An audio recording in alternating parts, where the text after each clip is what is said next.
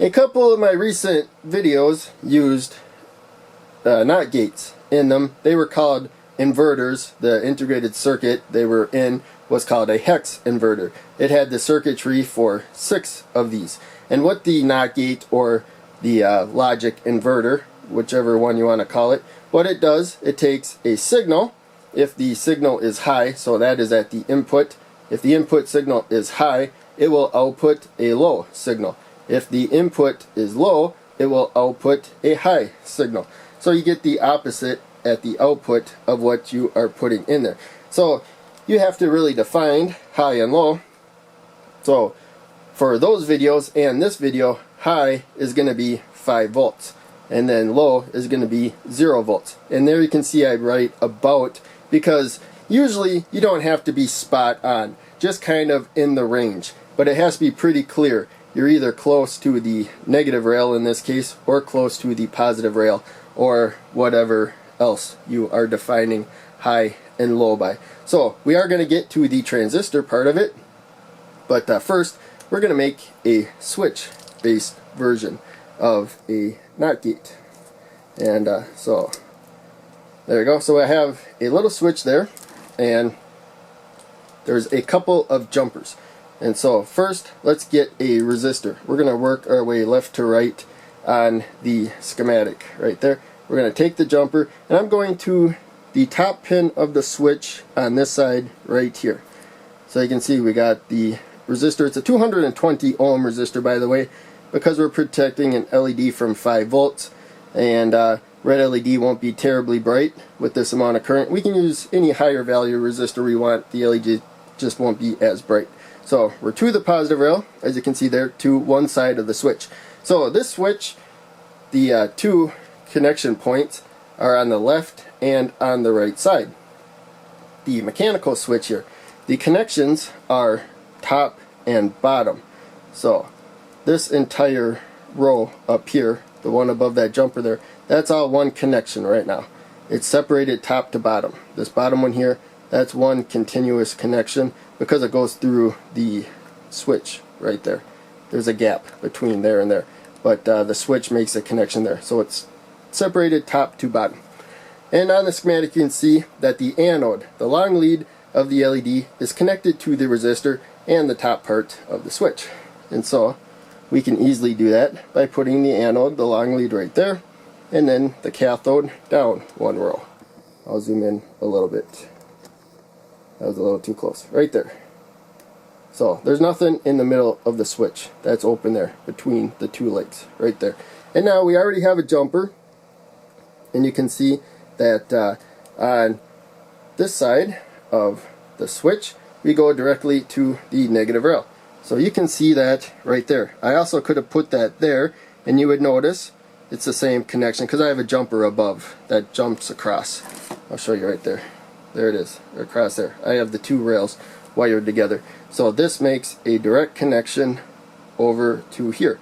And so I could just put it there. It's a little easier to see there. But I want to make it clear when I close the switch, we have that path going through there. So now, let us turn the power on, and we will look at why we can call this a NOT gate. So you probably won't see this exact setup, but you're going to see similar stuff. So in any case, the LED is on right now. The switch is open, and it's not doing anything other than there's like a piece of wire up there going to the LED. Now if I hit the button, now you can see that the LED is off. So this is a switch version of the NOT gate, and so it's not really quite responding to a voltage, but we get the same kind of thing. The switch is off right now, the LED is on. Now the switch is on, the LED is off. So what's happening, I drew some current paths here. So when I'm pressing the switch, that's on the left, so we'll do that one first. When I'm pressing the switch, whatever current gets through the resistor, because it's limiting current, has a direct path to the negative rail. There's no reason for it to go through the LED. That's a lot harder path to go through. And so everything's going to go through here. It's really easy to go through there. Now I let go of the switch, and now the switch is the one that is virtually impossible to go through. And so current now easily goes through the LED compared to the switch, and so the LED is lit up. So that's a switch based version of this, and you do see somewhat similar circuitry. So now I'm going to clear out the board and everything, but we're going to come to the transistor version of this.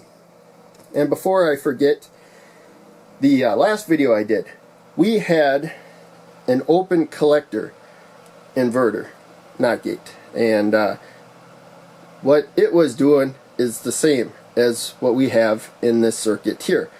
If you watch that video, you'll notice at the output we had a resistor to the positive rail. You can see that right there.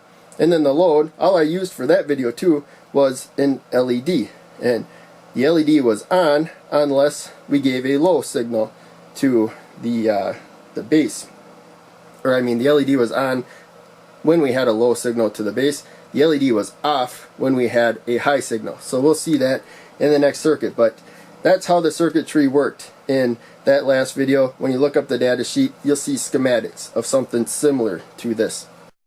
And so now I have the board ready, and we will do this so I can zoom in a little bit and get a better look. So I'm going to use the 2N3904, and this is kind of my main go-to NPN bipolar junction transistor right now because it's easy to find data sheets for it. You should always review data sheets of all the components that you use, other than simple components like resistors. They're pretty straightforward. But in any case, the flat side looking here is the emitter to the left, base in the middle, and the collector to the pin on the right. And if it starts with 2N, sometimes there's letters before that, but if it starts with 2N and it's a bipolar junction transistor, it will probably have that same pin layout. Emitter on the left, base in the middle, collector on the right. So I'm going to put the emitter down as far as the board is concerned, and I'm going to go back all the way back here. But you can see that bottom pin, the emitter, is going directly to ground right there.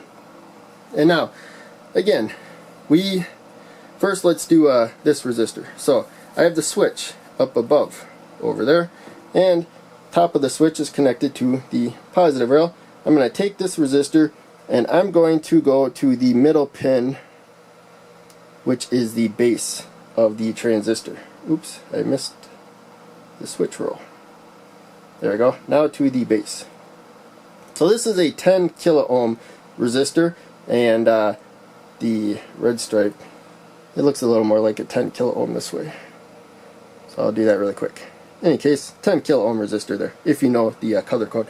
Now, we are going to take this resistor, and you can see that is the pull-up resistor, and that is going to the collector, which is the top pin of the transistor here, and it's right below here.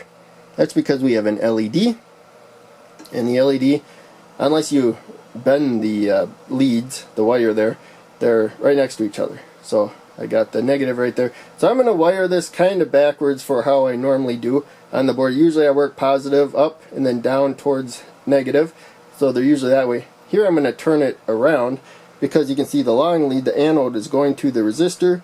Short lead, the cathode, is going to that jumper that goes to the negative rail. So you can see that right there.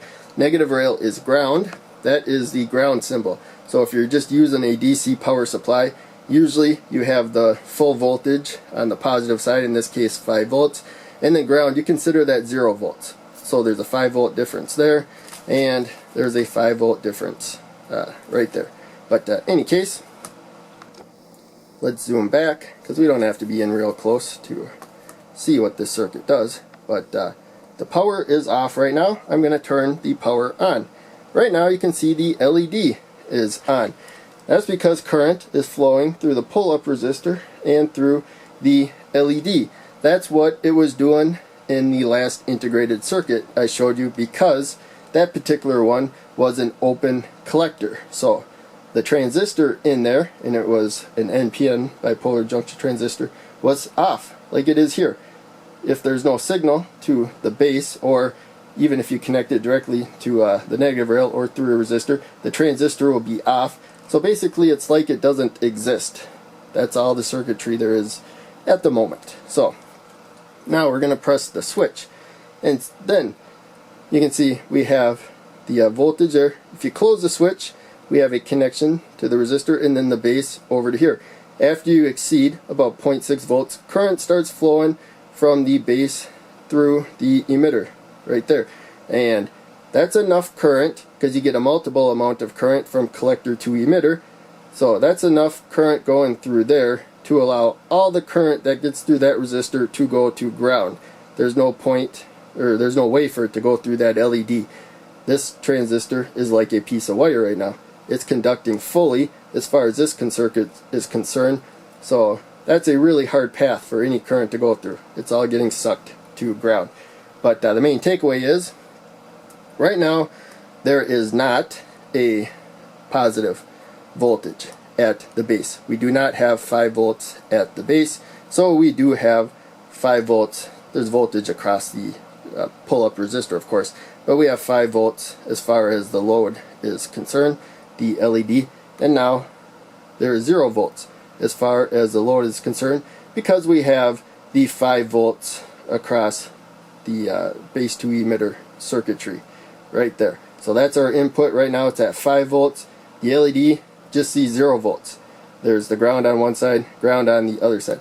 Now we don't have 5 volts at the base. We could have another resistor to pull down the voltage, but you don't need that for a bipolar junction transistor. Other circuitry you might, but in any case, there is not 5 volts, so we're going to consider that again 0 volts there. So the LED circuitry sees 5 volts at that point. And so that's literally what the integrated circuit was doing. It had more complex circuitry, of course, and worked better, used less energy and whatnot, but these are the basic principles. So understanding this should make it easier to use that, because otherwise you just see a hunk of plastic, a resistor, and an LED, and it might not make as much sense. So if you were struggling with that, or ever in the future, hopefully this video helped. But in any case, thanks for watching. I will see you in the next video.